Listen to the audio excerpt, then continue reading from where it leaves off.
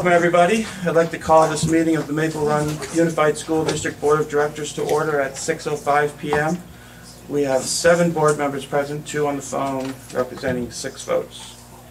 And we're at City School today. It's December 18th, 2019. The first item is the agenda review. Are there any changes to the agenda? Seeing none, I look for a motion to approve the agenda. Thank you, Al. Second. Steve, thank you. All those in favor signify by saying aye. Aye. Opposed? Ayes have it, 6-0. Please join me for the Pledge of Allegiance. I pledge allegiance to the flag of the United States of America and to the republic for which it stands, one nation, under God, indivisible, with liberty and justice for all.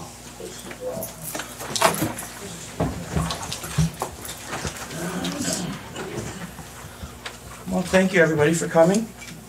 Are there any visitors who would wish to address the board about something not on the agenda? Okay. Seeing none, we are on to the host presentation. Okay, so tonight, Jeff Rulo is here. Last spring and every spring, our kindergarten raises chicks from eggs. And in the last couple of years, we've actually raised meat birds and laying hens. And every year we give them to the farmers. And this year, I went to Jeff Rulo and said, what would you think of keeping some and raising them? So this is the result of that conversation. Yeah, so the St. Albans City School Chicken Coop, I would say it's a fairly big hit with all of the kids. As I was getting ready for the presentation tonight and going through the pictures, you know, deciding what to show you, what I can tell you is that there wasn't a single bad picture. You know, like, you know, we want to show kids having a good time and being and happy. And what I'm telling you is that every single shot of anybody around the chicken coop is one of happy kids.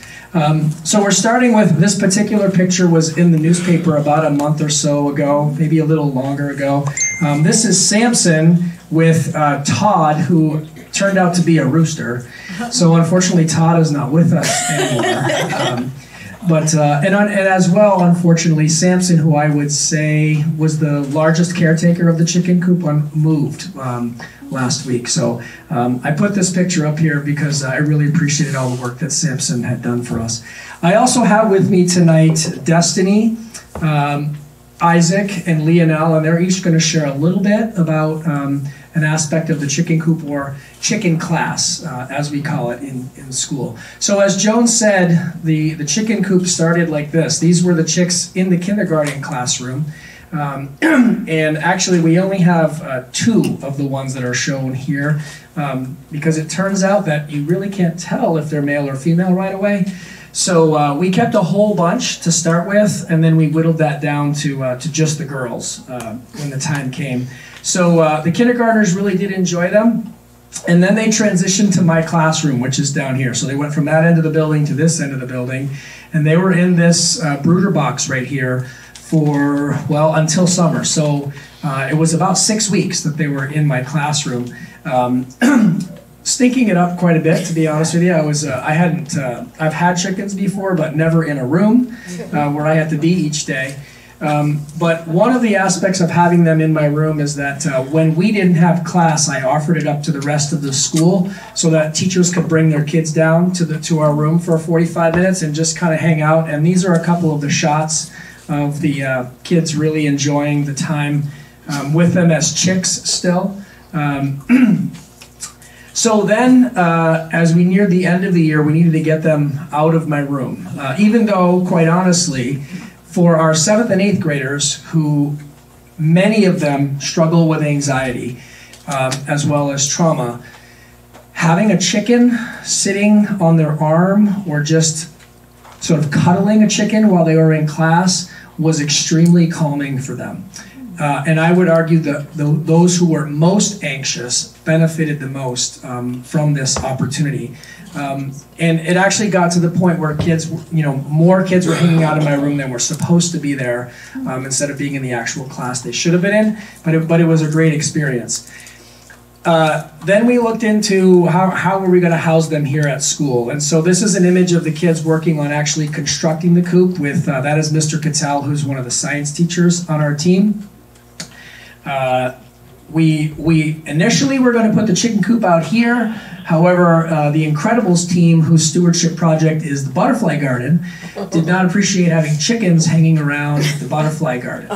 So it took us a little while to figure out where the right spot was going to be, but I'm not sure how familiar you are with our campus. But out the back side of the building is where we play. Our garden is over here, as is the compost shed. And so we settled on the compost shed, or near the compost shed, as the best spot. And so this is some more kids on our team. That's Lauren and Sophie putting some finishing touches on putting the coop together. We had to predator-proof our coop. That was so we excavated, this would be Mr. Coffey and I, with a little bit of help from a small tractor, excavated all of that land, and that board goes about 12 inches down into the ground to keep anything from digging under the coop. And quite honestly, I was concerned with all of the forestry back here, that we would have raccoons, maybe fisher cats, foxes.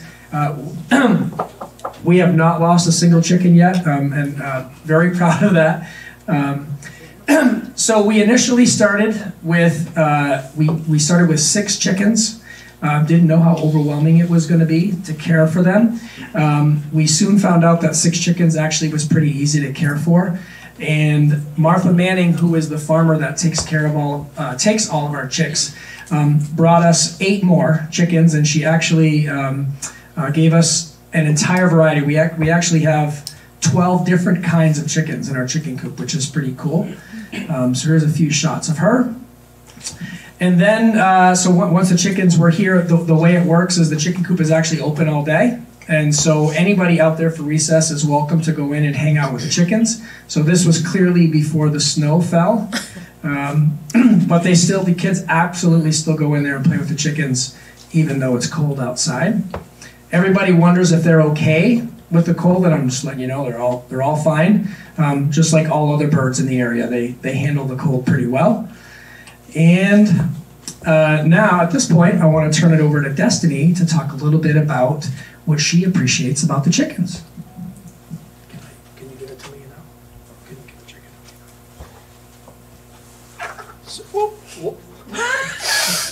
me? So tell us what the chicken mean to you. The chickens mean a lot to me because they help and they're very calming to hold. And when people with anxiety or traumatized from whatever they have a problem with, they can have a chicken in their hands, like what you see right here, chicken. And the chickens just help a lot of people, and they're very relaxing. You could just hold it and be like, wow.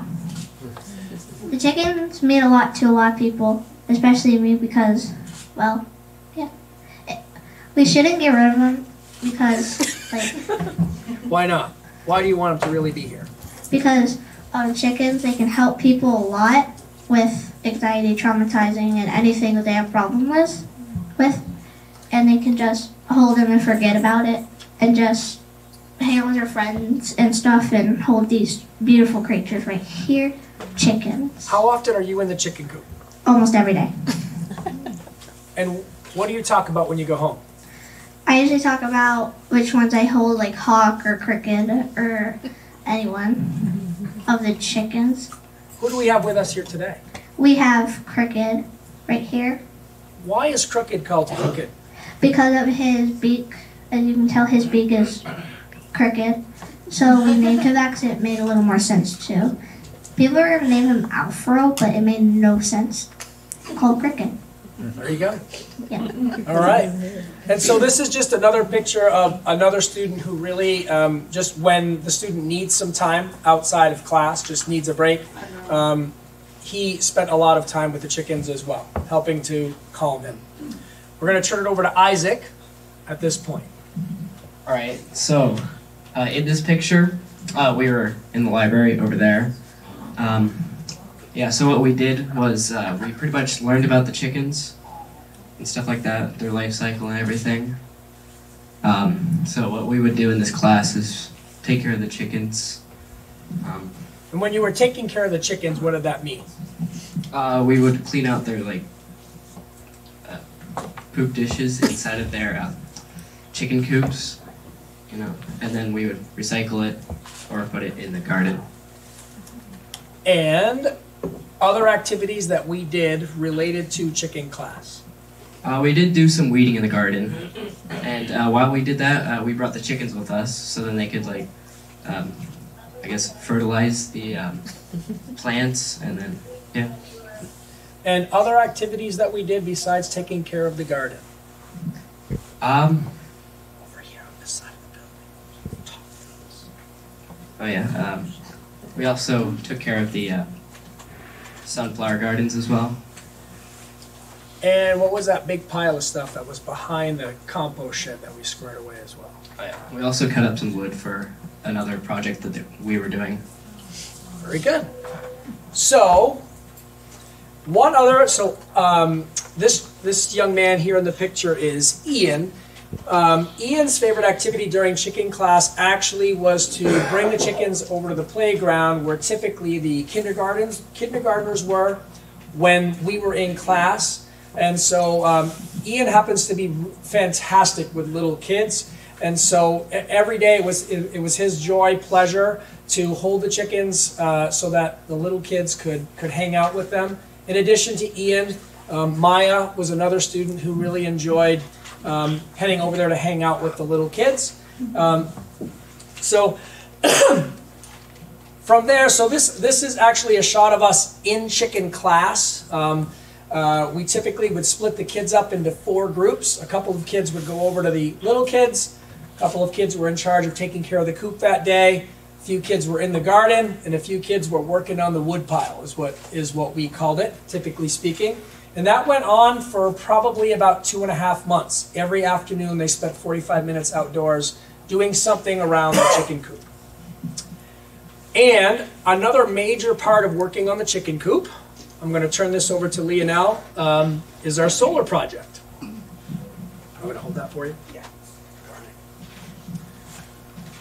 All right, so we need power, right? So we need to heat water because we don't want to freeze. We don't want it to freeze during winter. And we also needed light 16 hours a day because we needed chickens to lay eggs. For chickens to lay eggs, we need 16 hours of light a day. And to get power over to the chicken coop, we needed a power source. We couldn't have a generator or it running to the school because we need gas for a generator and people could trip over the wires coming from the school. So we decided on using solar panels. And what kind of system are we going with? We're using a 4-panel system. And on-grid or off-grid? Off-grid because we don't want wires running around so people can trip over them. So who did we meet with? We met with a person from the company that makes these solar panels that would talk to some higher-ups in the company so that maybe we can get a discount. And actually, we got them fully paid for from that company. So they're doing a solar project at the sewage treatment plant. Mr. Tim Smith put us in connection with them. So he came in and spent a morning with us here in the library talking about solar power. And then we went out to the coop and he gave us a few ideas on how we could do it. And so we're going with off-grid. So we're going to power some batteries essentially, and the light and the water heater will work off of the batteries.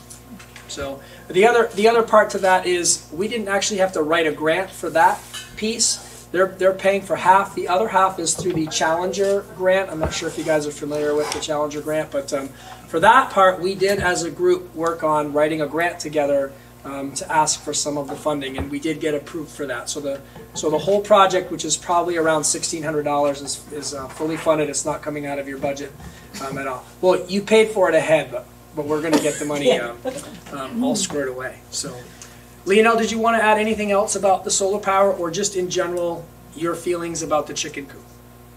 Well, we're putting the solar panels on the compost shed because it's the best place to put them. The roof is at a 45-degree angle to the south, which catches the sun, well, the best. So, yeah. And so behind Leonel is actually, that is the compost shed is the one on the left. And Leonel, how are we going to get the power to the chicken coop? Okay, so we dug a trench from here to here, and we're going to run the wires underground through a pipe. And the neat part about, the reason why I'm asking Leonel to share that is Leonel was the one that had the idea to bring a pickaxe in. And so if somebody was doing this commercially, they would have gotten something called a ditch witch to just do it all. I'm just letting you know these guys did the 30 feet of trench by hand. So, you know, they had one of those bars to get the rocks. And so it was a good piece of labor that they participated in on each and every day.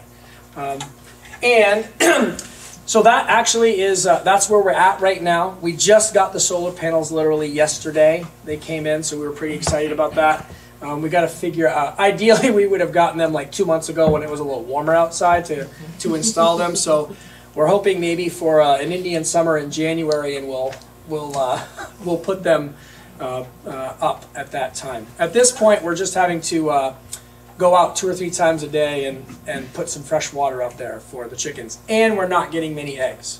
We're getting about 2 eggs a day when we should be getting about a dozen. And the hope actually is that the egg production, selling them probably to teachers here at school, will pay for the food, which is about $15 a bag. It's 2 bags a month.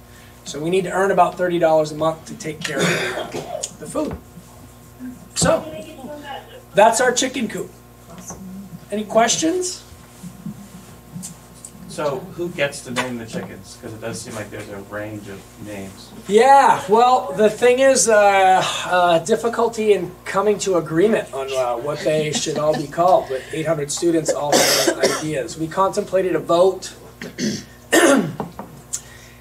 At different times in the day, it's different kids out there, so if they want to have different names for them, like Destiny has her own set of names for the chickens, and she doesn't really care what everybody else thinks the name should be, and I'm good with that because she loves being out there. It's not like the answer to the name. Yes. How is it determined how many panels you would need? Was that a math assignment, or would the solar panel people work with you to determine electricity for the light, the heat for the water? Yeah, we did try to work it out mathematically on our own. Yeah. Honestly, we struggle with that a little bit because it's not anything we have any expertise in. So when Mr. King came in to speak to us, we said this is what we're trying to power, and he said, "Yeah, you should have plenty with 4 panels." And actually, when he said this is actually a smaller panel. Like this is a 100-watt panel. There's 300-watt panels. I mean, there's much bigger, but he told us for a 400-watt system would probably work. And so those are connected to a battery to store the energy when the sun isn't shining. Yep. The batteries also at the compost or in the coop? Yep. That all of the components of the solar power will be in the shed and on top of the shed. And then, unfortunately, I didn't take a picture to show you. Like, we've stubbed up the piping for the wiring. We were waiting to get everything in before we, finalized it all up there. But yeah, all the components. We're actually going to have to add a piece of plywood right here to keep the snow from getting in. So right here, we'll have to put a piece of plywood, and the components will be just on the inside of that wall right there. Good job. So, yeah, thank you. So your compost shed, are you guys just collecting in bins? It looks like I see bins through it, or do you have the compost curing out there? The compost is curing. It's actually direct. The compost itself is directly behind the chicken coop. There's the cemetery back there, and there's a fence, and we have 6 compost bins along that fence. The Renaissance team, 7th and 8th grade team, is the team that takes care of the compost. The compost shed is actually to store the shavings, as well as tools for doing the composting. It's the stuff that needs to stay dry, essentially. So we're thankful that the compost shed was there because we've kind of invaded their space a little bit. It is sort of the Renaissance compost shed, but we're taking that end of it to make this all work. And we actually store our hay as well as our dry sawdust to put into the coop for bedding. in there as well. So are you saying that I'm sorry, I didn't understand. Is It's okay. it curing in bins or is it curing in windrows? And no, it's we have two kinds of bins. We have the kind that you can spin Okay. in the air, and then they're just sort of like black square bins that just kind of sit there. And Essentially. are you putting the manure into the compost now? We have filled the compost bins at this point with the shavings and the manure, and so now we're just going directly into the garden. We're just Putting it on top. we're just spreading it on the top for now, and when we fill that up, we'll start fertilizing the soccer field. And there's plenty.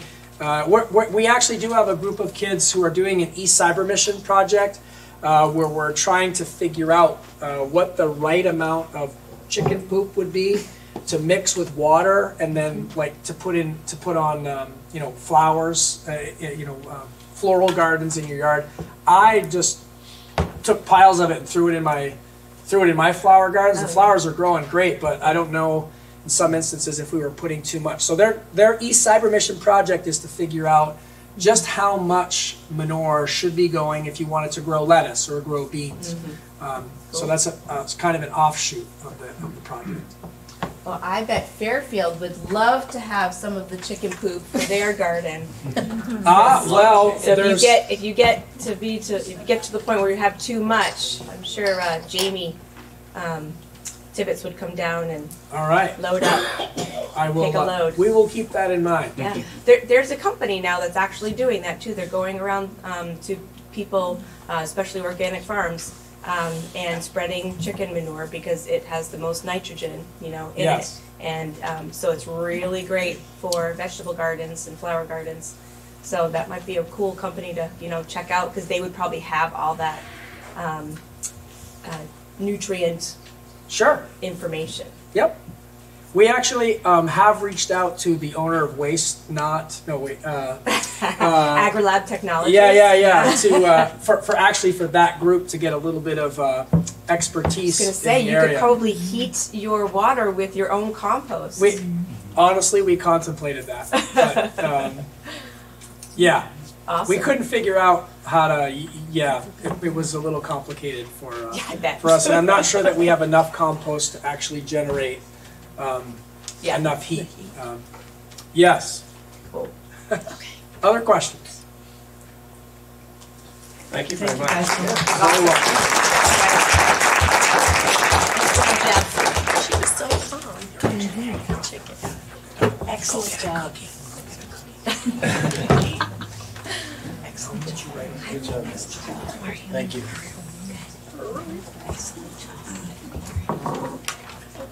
Thank you. Hi, Cricket.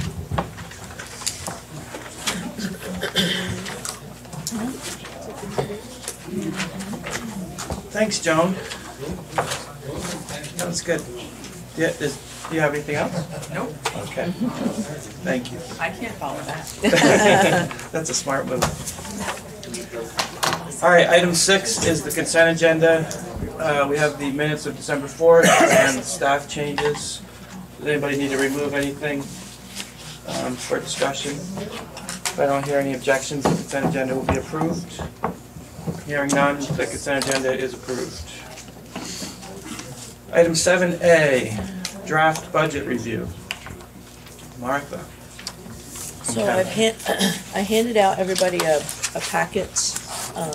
You should have it in front of you. I just want to remind everybody, this is the first draft.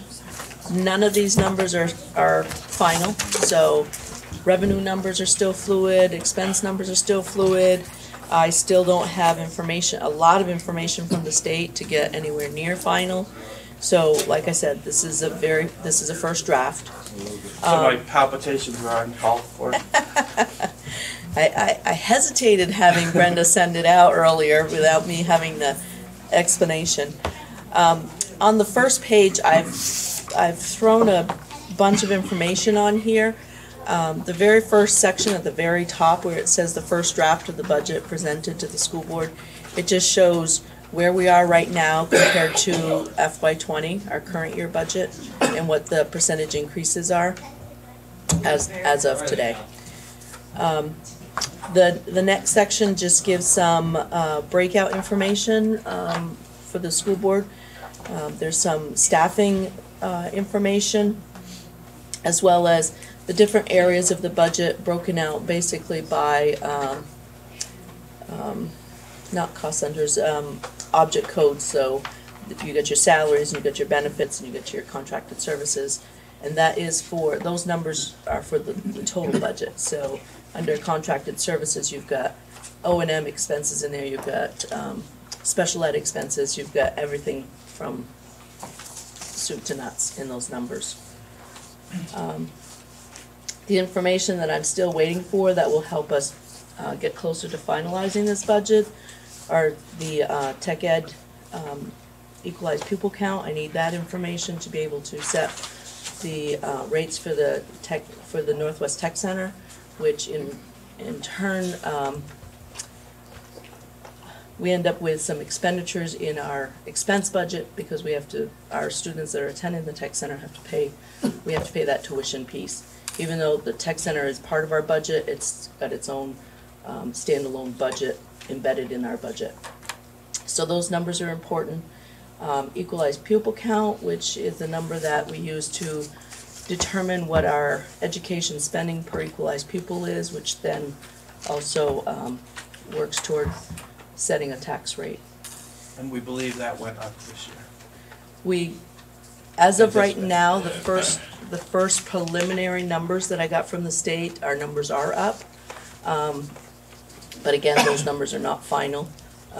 And we anticipate that they're gonna stay higher than last year. But at this point, I don't dare say one way or another. We're still waiting on information for our revenue side from the state, special ed block grant. We don't have that information, the early childhood block grant. Our transportation aid, we haven't gotten that information yet.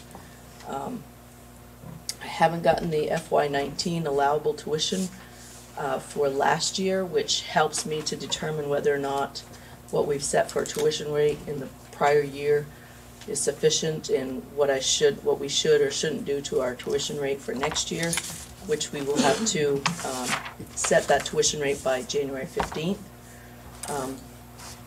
We've actually held the tuition rate the same for the last 2 years, and I've received the preliminary allowable tuition for the Northwest Tech Center yesterday or the day before, and it came in at about $12,514. So we're within striking range on the Tech Center tuition. We just don't have the regular tuition information yet.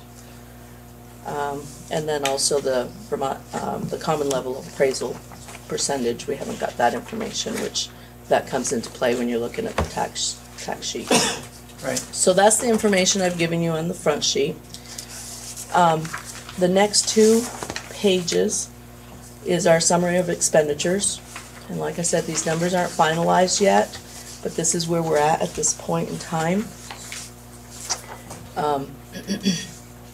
We're looking at about $61,101,000 at this point. And I've kind of given a little bit of detail in some of the areas to kind of indicate what some of those expenses are, like under academic intervention and extra and co-curricular, what are the components that are in those numbers. Then the next page, the 4th page, is our estimate of revenues at this point. The orange blocks are the ones that I'm waiting for information from the state. So 2 of them I just leveled, I put the same amount that we had last year. I know the transportation aid is going to go up a little bit, but I don't know exactly how much yet, so I just kind of bumped that up slightly. And so that's our revenues estimates at this point. And then the last page, which is the page that all the school board members go to first, is the one that is the tax rate information. Pretty much every component on this is still in flux, so by all means do not take this as this is where we're going to land. Our equalized pupil count isn't final, our expense budget's not final, our revenue budget's not final.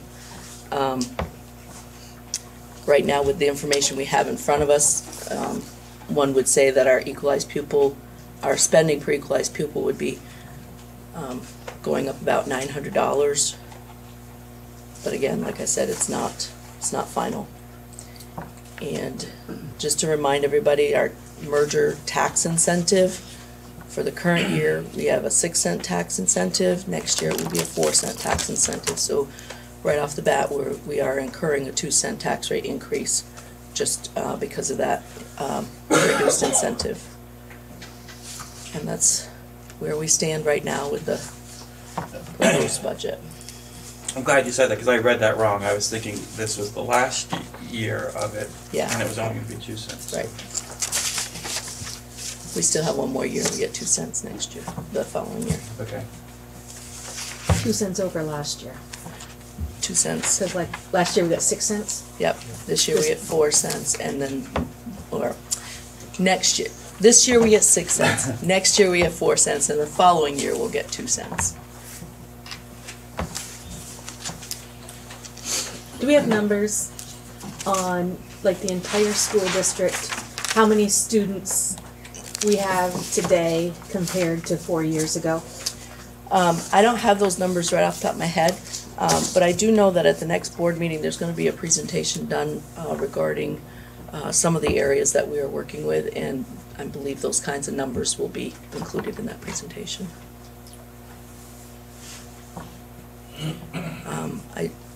Yeah, 4 years ago, I can't tell you. But we could figure that out. I could probably look it up. But. Okay, yeah. I believe the unofficial numbers that I have would be FY17 was 2683, We're at 20. and FY20 is 2691. Slightly increased. If I did that 4 years ago. So increased by 7 students, 17 students total or something like that? 13? And it was in the numbers, but 8 8, okay. across all the schools. Yeah, total. Yeah. So that was on that chart that I sent you Okay. after the last board meeting. Okay. That's first year, first day numbers Okay. for the last 8-9 years.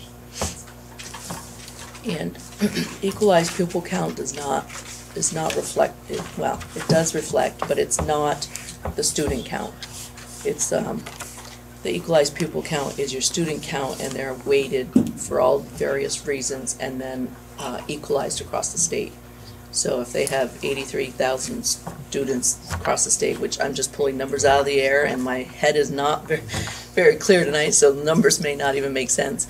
And once they do all of their weighting, if they end up with like 90,000 students, they equalize it and bring the count back down to 80. So they apply a percentage to it. So the equalized pupil count does not mean student bodies in our buildings. It's a taxing mechanism.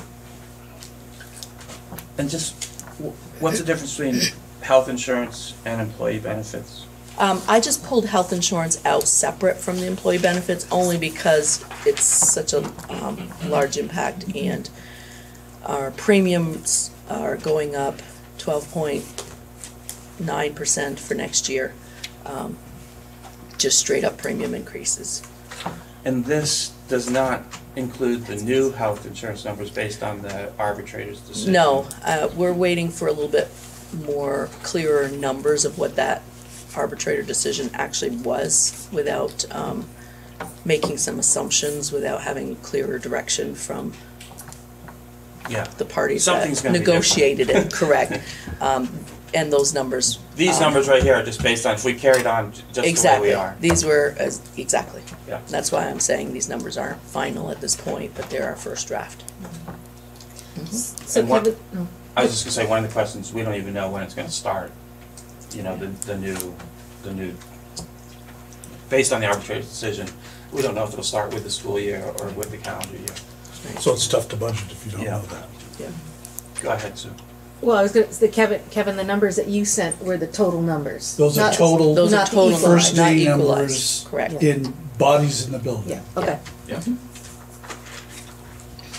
kind of the more real number, like you could actually go Right, around and right. count them. Well, that's what, I think that's what's gonna be important to Instead people. of, 0.8 of an 8th grader or something. Right. Or 0.6 of a preschooler. Yeah. 0.4, I mean, not 0.6. Okay, so we still have a lot of changes to be done here. Yep. Anybody else have questions? Al or Milda, anybody have questions?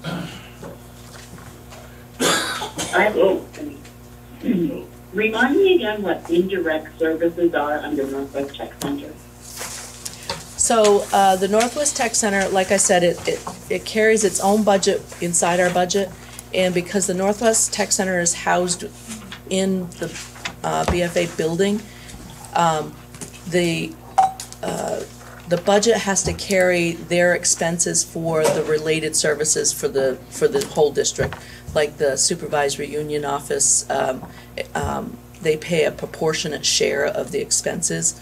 They pay a proportionate share for O&M for their facility because they don't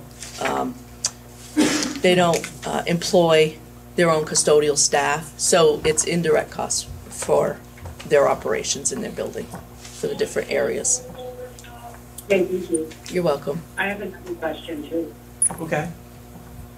Under the summary of estimated revenue, page 4, there's, under special ed, there's extraordinary reimbursement. Yes. That covers any out-of-school, out-of-state placement students.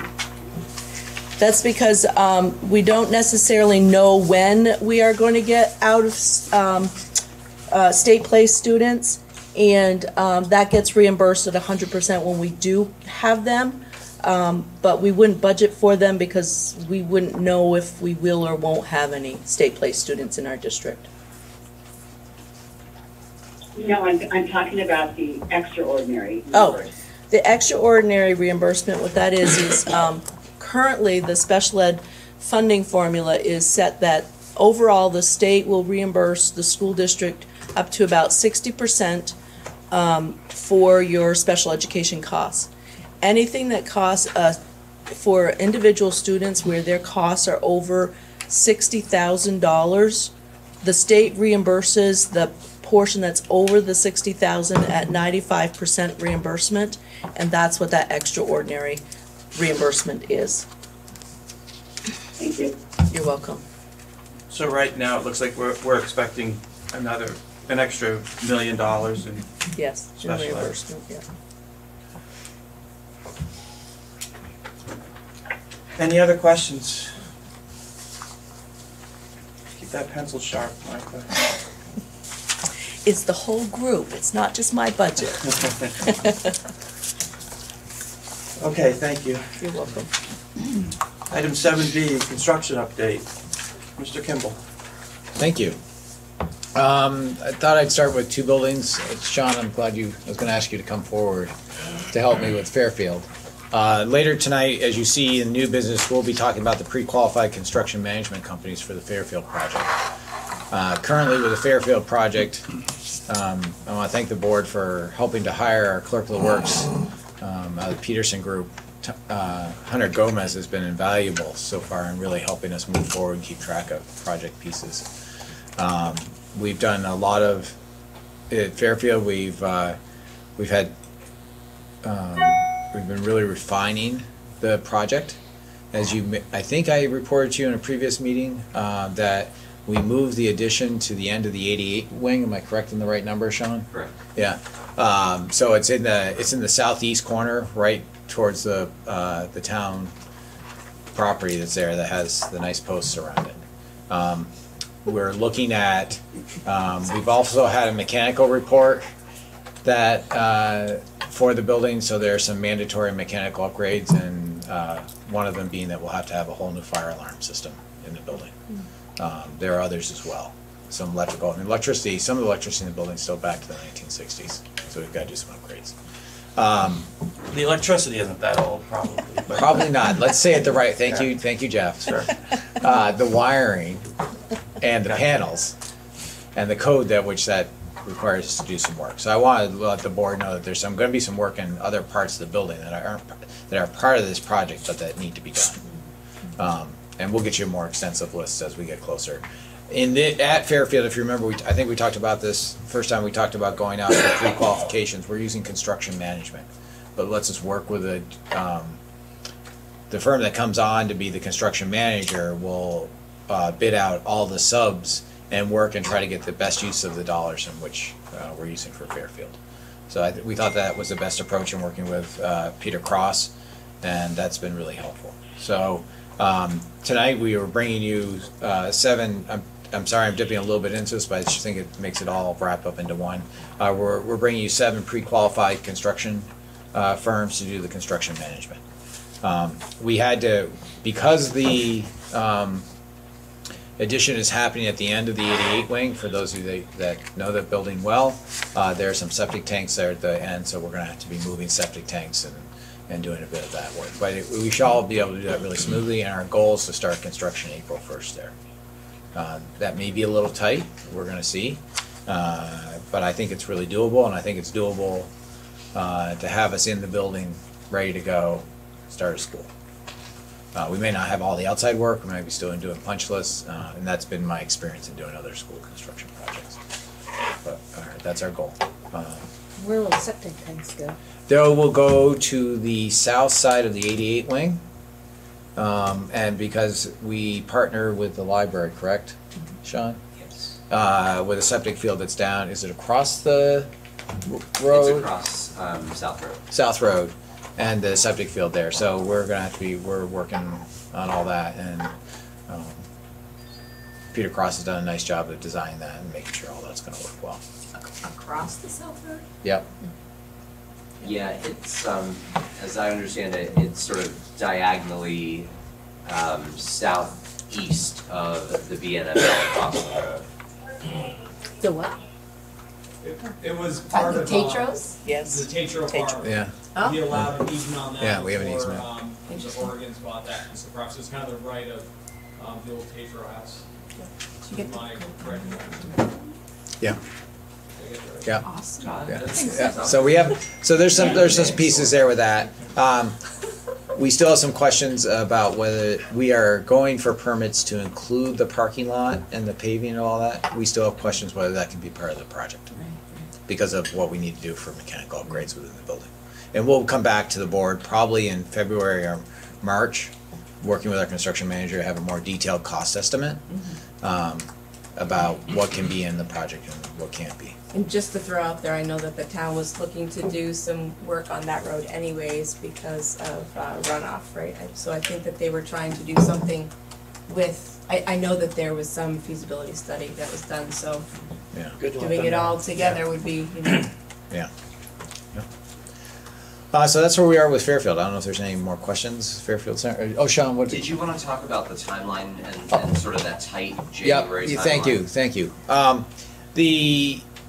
By approving the pre-qualified construction management companies tonight, we will be getting bids back on the 21st of January. You have a meeting on the 22nd. As I talked to you for both the BFA project and this project, you're required to take the lowest bidder, the way the state law works. So this is the point when companies are in and out with this pre-qualified list. And so what will happen is we'll literally get the bids on Tuesday and have them ready for you on Wednesday night's board meeting to approve. We need to turn around that fast because we need to get the construction management company on board to start the work of doing all the subs and bidding out all the subs and getting that going. Is there any way to just get us that information as soon as you get it, so we can As soon as we have the bid opening. Just I'm saying is, if you want us to make a decision that night, if we could have it prior to, so we could try to look at it. So you have to take the lowest bidder unless you reject the whole project. Okay, You don't get to choose. right, you just said that, sorry. I'd be glad to get it to you early, but that's just Doesn't fine. matter. Yeah, that's basically what I'm saying. It doesn't matter. Okay. Well, you were talking about the tight turnaround, so I wasn't sure. Right, so I just wanted, Sean and I were talking, I asked him to, we were talking about this yesterday in our construction meeting, so I want to make sure everyone understood kind of the tight timeline, but that we're held to this through the Vermont statutes for school construction, when we're over $500,000. There's a much stricter bidding process. Okay. At BFA, if we're all set, I should have asked if there are any more questions about Fairfield Center. At BFA, we've been a little bit on a delay in talking with Las Gangas and the engineers, the project has become more complex because of the utilities that are under Ferris Street, frankly, in the electrical. There's a lot more complexity there than we initially thought.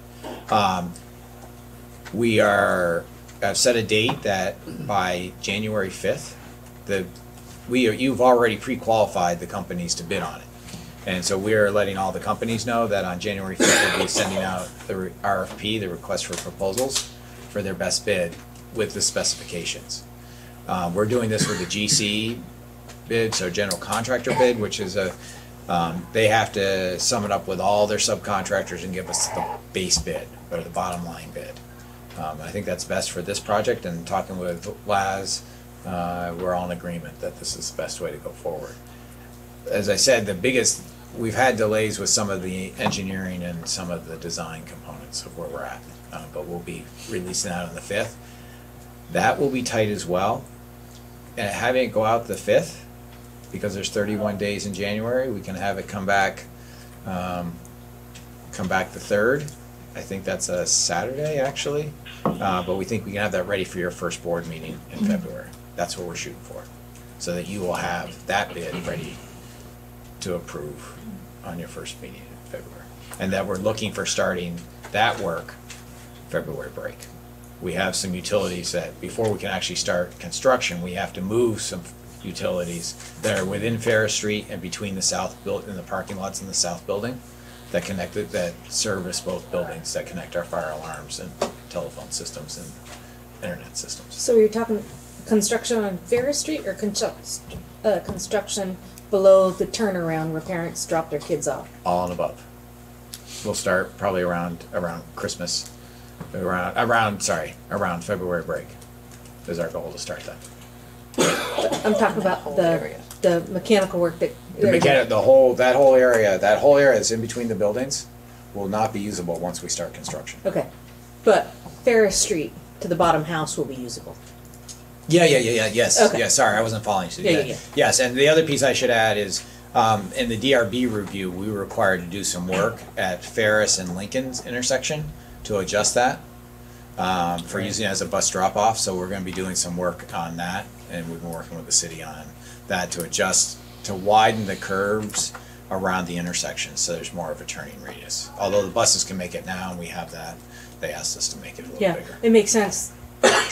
In the winter time, 2 cars can barely pass by. So when there's students walking down the street, 2 cars can't pass by because in the winter time they're on sidewalks. Yeah. So it makes sense. So we'll be doing that probably during the summer. And again, the goal, and we all feel it's doable, everyone's on the construction team, is to have the connector and the first phase of the sprinkler system and have the parking lots at least rough coated, if not paved. We might have to rough coat down and then pave it during a weekend or something like that. But to have all that done, start school. The one wild card we have right now is frost. Because we're going to be starting in February, the frost is much deeper than it would have been now this time of year. We've had a mild winter, but even with a hard winter, the frost will only be a foot down. Frost isn't a problem until we get about 2 feet down. And then they got to start bringing in those jackhammers on the end of excavators. And are there any plans so far for parking for teachers? We're having discussions right now with St. Mary's. I shouldn't go any further than that right now. Yeah. We're in discussions. Good. Any other questions for Bill? Thank you. Okay, item 8A, new business. We have a possible new policy, F-26 security cameras. So we've always had a procedure around security cameras. The Vermont School Boards Association has come up with a policy. It has been recommended that we consider having a board policy on security cameras. We agree, especially given the fact of what you heard 2 weeks ago with the cameras that Joan's putting in and other cameras we're putting around to have something in writing. So what you see here is basically, and Brenda, at any point, tell me if I'm not totally accurate, because Brenda's been working on these policies too. This is basically the VSBA policy that we're recommending to have you guys look at. It hits a lot of the areas that probably no surprises, but where we can and cannot have cameras, why we're having the cameras, etc.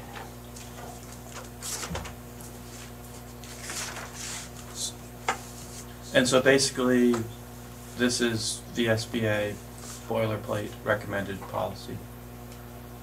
There was, there was one section, Joan or Angela can probably speak to it, that we kept as procedure because it was much more procedure than policy. Okay, but that means you pulled something out, so everything here at least is Yes. stuff. I thought there was a question somewhere I had about where we talk about schools versus Maple Run property, but now I can't think of where it is.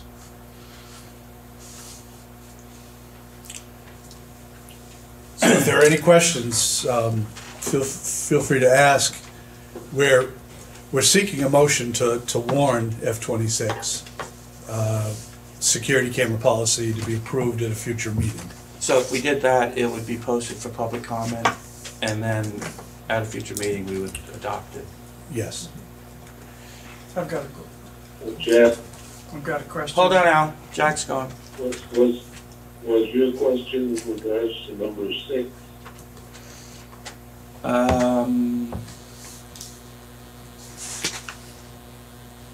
don't think so. Go ahead, Jack. Are we including surveillance cameras on buses or just buildings? I haven't read that. I apologize. I think it says buses. Yeah, it does say transportation. Do we have any now, or? Yes, we do. Okay. Yes. It talks about so that's school-owned included. transportation. That was my only question. Yeah, good.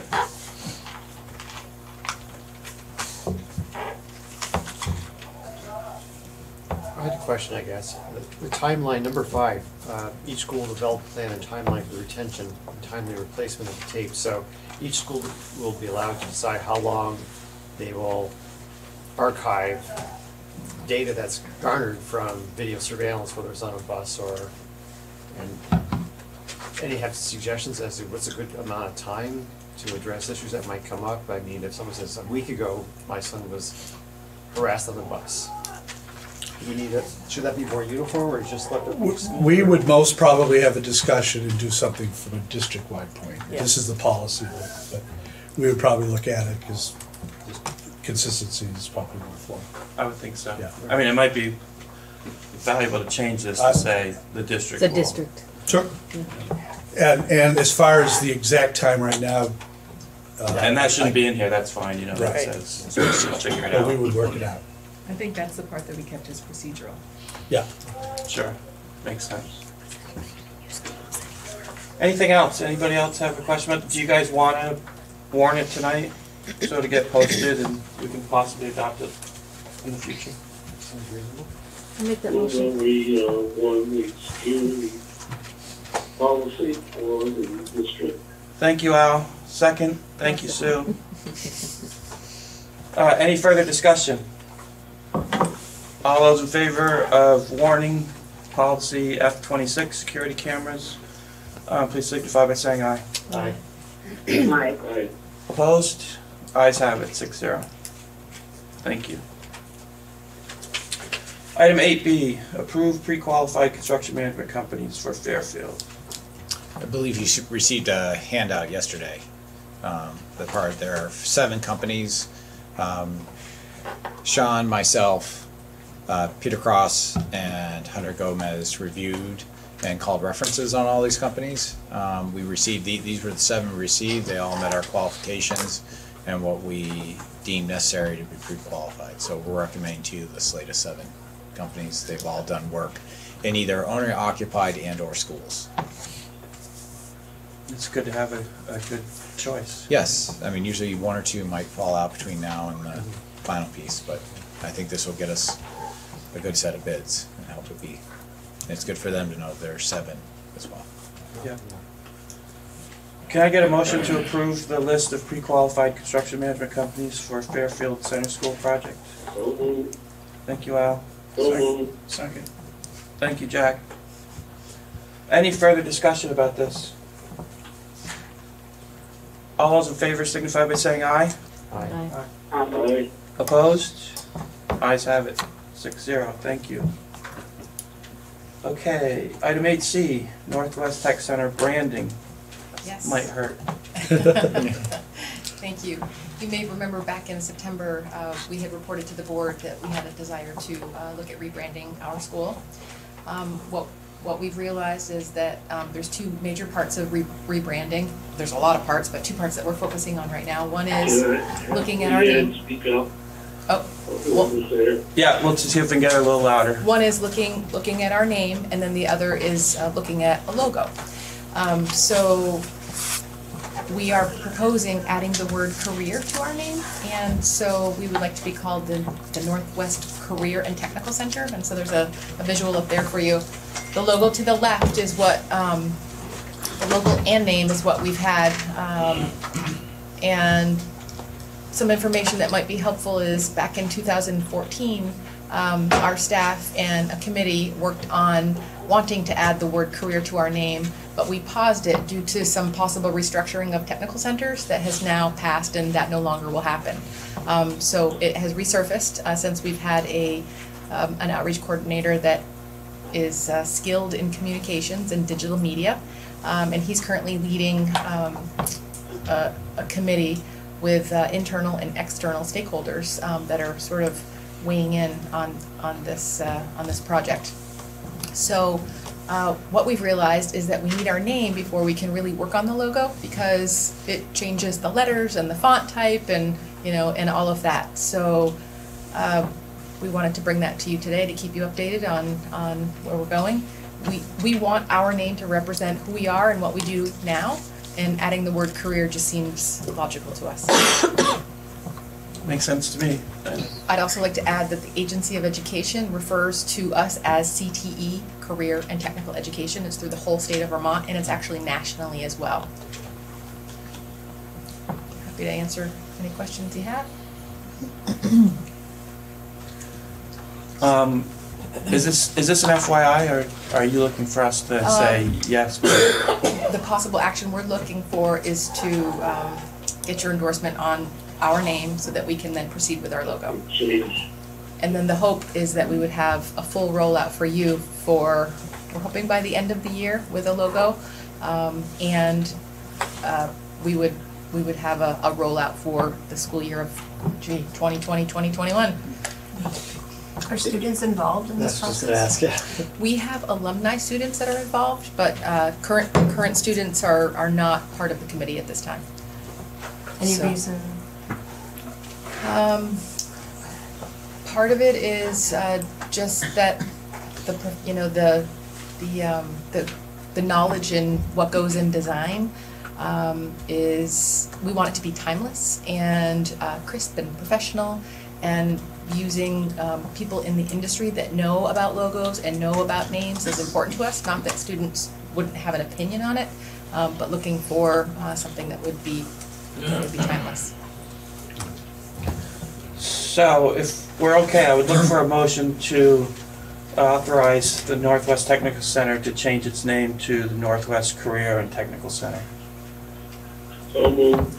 Thank you, Al. Second. Thank you, Steve. Any further discussion? I've got a Jack? technical question. Do you know what the cost is going to be to, like, change signs, change brochures, letterhead, all the changes you'll have to make? Yep. When you change the name and change the logo. Absolutely, we're anticipating that. So as you might expect, there'll be changes to all of our literature. There's a sign currently on our building that doesn't have the word career in it. There could be some costs associated to changing your name through Secretary of State and through the Agency of Education. I don't have an estimate for you at this time. It is going to be a slow rollout, so it won't be an expense incurred all at once. Okay. Do you remember what it cost when we did Maple Run? Obviously, that's more I involved. don't have any idea. I know you guys change letterhead all the time. Yes. Yeah, we have to do that. Any further discussion? All right, all those in favor signify by saying aye. Aye. Opposed? Opposed? Ayes have it, 6-0. Go for it.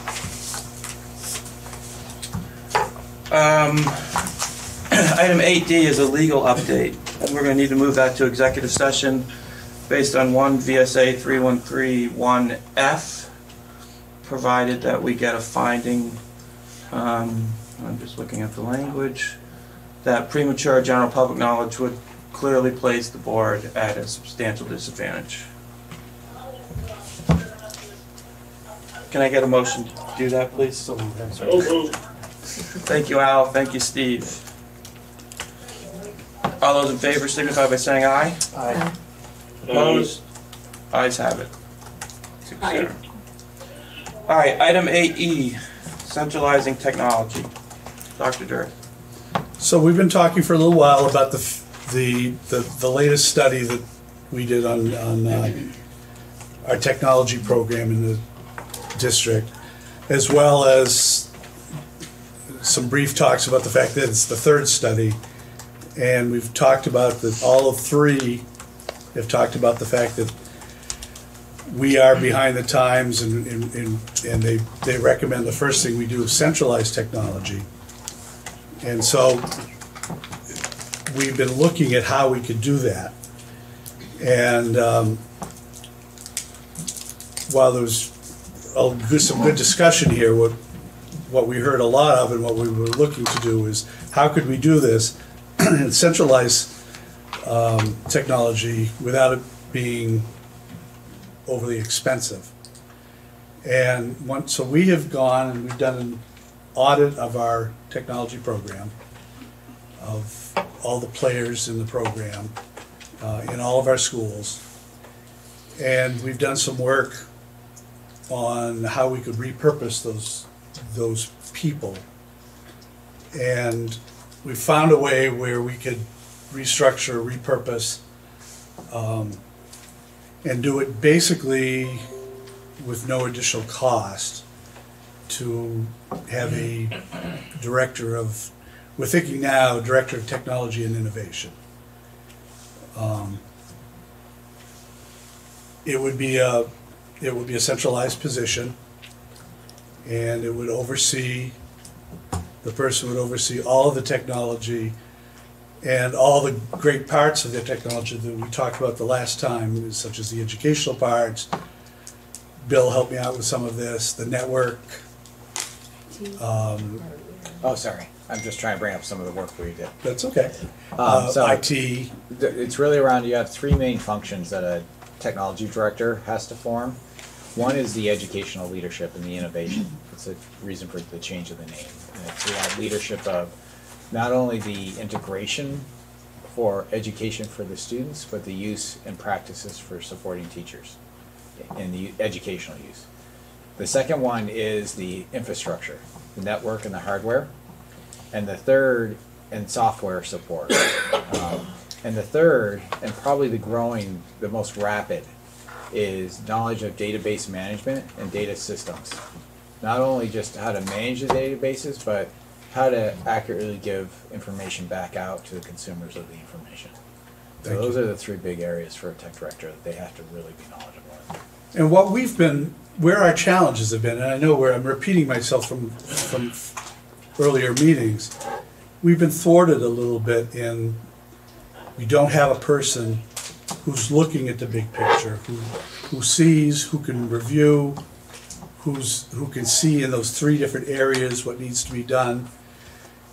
And we've seen some of the challenges that we've run up with, especially what Bill was talking about relative to data, and also the redundancies that we're seeing in our schools that the study mentioned. So we believe it would be a real boom to be able to have somebody come in, truly look at this, have supervisory responsibilities for these people, and to make the necessary changes and additions or whatever is needed to bring this to be a consistent technology infrastructure, as well as curriculum and everything else within the schools.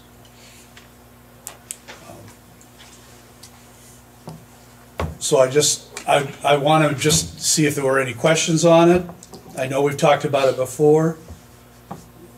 It's really our only major, other than behavioral stuff, which we've talked about too, and we're actually going to have another presentation in January. We found this to be one of the major priorities. As you know, as part of the 5 things we looked at, also in the priorities that we came up with.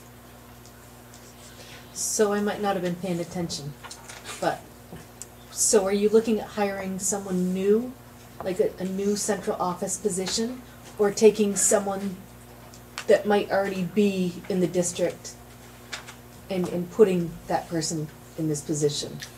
I suppose it would be too flippant to say yes. And what I mean by that is we don't know. We know it's going to be, we're repurposing positions, therefore There would be a new position. it would be a new position. It would be a new position. But it doesn't mean it wouldn't An be added, it's not an added position. an added. It would be cost neutral. Okay. And so it could be somebody from our own district. So I'm sorry, are you suggesting that there's someone within the district currently who could wear that hat to fulfill those 3? We're suggesting that's a possibility, but we can't answer that question because we're gonna have to go through a process of Making determining. right. So cost neutral, meaning Right. that it's not gonna cost us any more. Part of me is thinking, this looks like a really big job that not, that maybe one person's doing at one school, but it's a lot bigger than just one school. Yep. It seems like the compensation for that job would be more than cost neutral. I will tell you it's not. If, I don't wanna in public session go any further with this because it would open up people's positions. Okay. Yeah. I would be fine if you wanna go into executive session to get better information. Yeah. But If you'd like to, we could. Well, we have to anyway, so we can. Well, we just need another. we'd have to Motion to designate the move reason this, to go. yeah. But I can't go any farther in public. That's fine. session. My wheels are kind of spinning when I listen to your presentation. When I think about Act 46 and cost reduction, I mean, my wheels are kind of spinning when I'm looking at all of this together. That's, I too was confused, but I think I hear what you're not saying. I'm sorry, I can't be That's clearer fine. in front. That's So fine. I think it would, I get that. so this is my ignorance here. When we move to executive session to take care of the other situation that we have to, do we need to say here now? Yes. That we Yes. could table this and also discuss that then? Yep. As part of the open meeting law, we have to I state, would like to do that. we have to state what we were going in for executive. Yeah, so I would look for a motion to move this discussion under, to executive session under 1 VSA 313A3, the employment or evaluation of a public employee. Thank you, Joe. So moved. Thank you for the second, Al. Thank you. All those in favor signify by saying aye. Aye. Opposed? Ayes have it, 6-0. Thanks, everybody. Item 9A, warrants. Move that the warrants be approved as presented. Thank you, Al. I know. Who's trying to move them, so I can just give it to her. Can I get a second? Second. Thanks, Steve. Any discussion? All those in favor signify by saying aye. Aye. Aye. Opposed? Ayes have it, 6-0. 9B, superintendent's report. Just a couple things today, folks. I just want to mention, I've had the opportunity to attend a whole bunch of different events that have gone on in the last 2 weeks, month, some holiday events, some not. I think you already know this, but I'm always amazed at the number of things that are going on in this relatively large school district. That some that maybe people don't know about, but stuff that's happening in the schools, relative to some concerts, some other events, but also stuff that are just happening after school at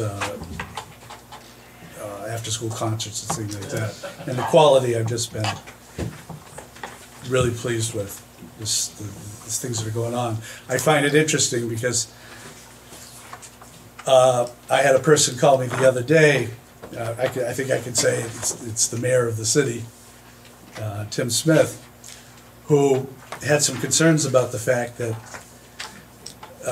there were things going on in our schools at the same time that there were some events going on in the city, like running of the bells and the tractor pull and things like that.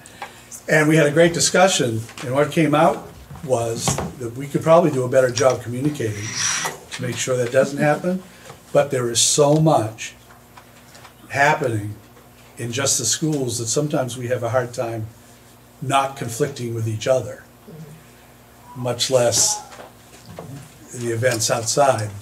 However, he brings up a good point, and I'm glad we're doing that, but it just shows the neat things that are going on. And I appreciate that, and that's the fun stuff I get to go to.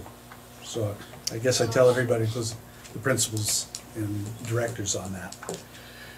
The other thing I want to mention is today I had a 3-hour meeting with a person from the Agency of Education who came up to visit us, and it was to visit us over needing data around the Act 46, because we've been here long enough that within a merger that she wanted certain information. She's going to 4 or 5 different people who started the mergers when they did. And it was an excellent meeting, but what I found interesting about it was it gave me a chance to, with her questions that she was asking, of kind of going back on all the stuff that has happened over the last 3 or 4 years. And I'll tell you, if Nina were here, I'd thank her, because that summary thing I gave you at the retreat was very helpful. I'm glad I had done that, because I could go over some of that stuff. But she was very, very complimentary, very helpful, and incidentally, the reason she did that is because the state legislature. So if they have a testing, so if we have SBAC and we have those results, we can actually input them into the system and look at what each of our students are doing relative to the standards, and then they can go in and actually use that to bring it into the classroom. They have resources to teach by standard, and then the technical center or the high school can say, or parents can say, if my student wants to be an engineer, what does he need to take in class or in school to be able to do that? So they're able to do that for parents, for teachers, by standard, and for us to progress monitor by using our testing and putting them into the into that site so that we know where kids are. I'm sorry, I'm talking to Brenda while you're talking. So it's very useful, and we will get to know, I'm going to be introducing it with the coaches so that they can take it back to the classroom teachers and work with them and really facilitate that and bring it into the classroom. So the guidance counselors could also use that. So if a student comes in when they're a sophomore in high school and says, I think I want to go into physical therapy, the guidance counselors can do that and say, so the majority of the schools you need this, and instead of taking AP Calc, you should be taking AP Stats. Yes. Yes. They could do that going up you that can site? use that. Yep, it's in there. So it's really helpful. Yeah. Okay, so it's a new tool for us to use. To It's not a progress new monitor our program students or using our curriculum own, or yeah. anything. Correct. Yeah. Okay. I have one last thing. We, and this kind of goes back to my initial talk, we had a chorus, our high school chorus came down to the central office yesterday in the snow to sing for us. And they did a couple numbers, and it was wonderful, and we would like you to be able to see what they did and can do. So Brenda took a video of it, and it's 2 songs.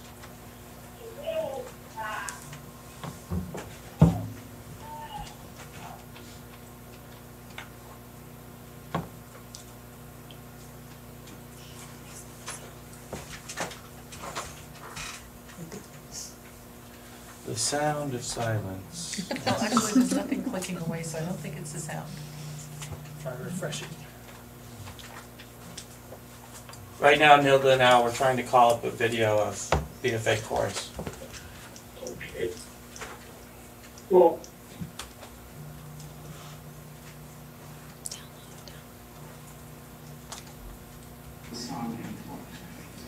and it's tough because there's lots of rests. This comes the sing along. So you listen really intently. We put it perfectly in the fiddle do it. So. Yeah, this is our tough science.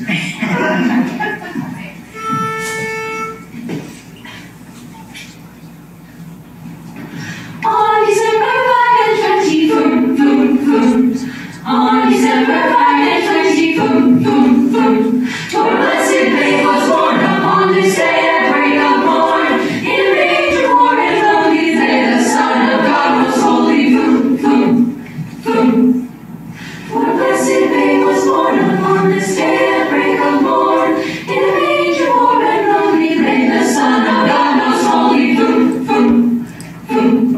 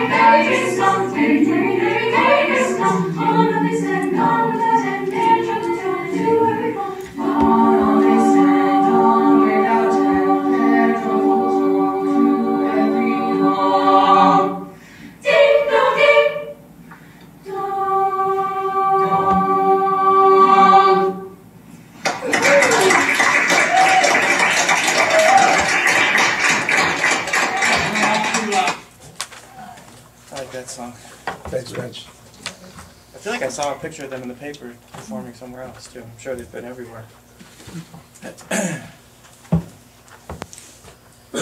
Item 9C, Joan, do you have anything else? Nope, it's in the report, if there's any questions you have. Yeah, it was good, thank you. Item 9D, board announcements. Anybody have anything they want to share? So the other thing that was really cool about the concert on Sunday was The accompanist was the older retired band teacher at BFA, and my guess is he had students' kids and probably students' grandkids in the chorus, and it was really cool to see him back at the piano. Yeah. I heard he really enjoyed it. Yeah. Yeah. Yeah. He was my band teacher. Yeah. Anybody else? Okay. Anything else? Agenda items for future meetings? Budget. We will do a presentation at the next meeting on behavior plans moving forward, some plans we have for continuing to moving the behavior discussion, discipline, Okay. SEL. And I would say we won't have a negotiations update, but probably at the next meeting, we'll have something. Okay, so now, I'd like to move into executive session for 2 items based on 1 VSA 313A1F and 1 VSA 313A3. I guess I need a motion to do that. I need a motion to go into executive session for those reasons. Thank you, Al. Second. Thank you, Steve. All those in favor signify by saying aye. Aye. Opposed? Ayes have it, 6-0. Thank you.